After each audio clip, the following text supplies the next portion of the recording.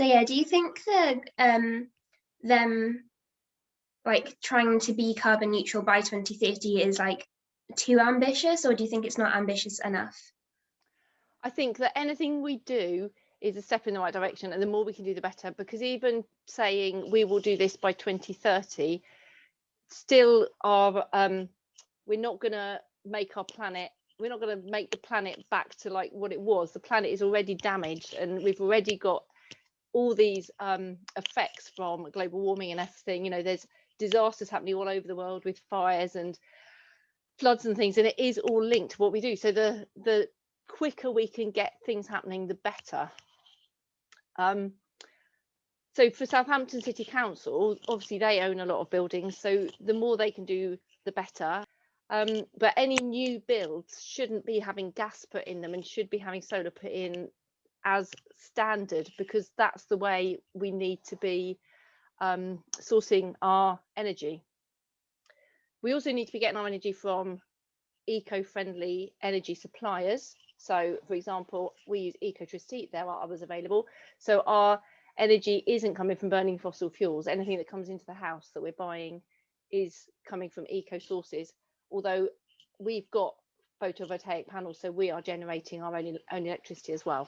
Do you think, so I'm pretty sure most of the funding the council is using is installing solar panels, but all the things you just described, like, do you think they could get more funding to do that for their buildings as well?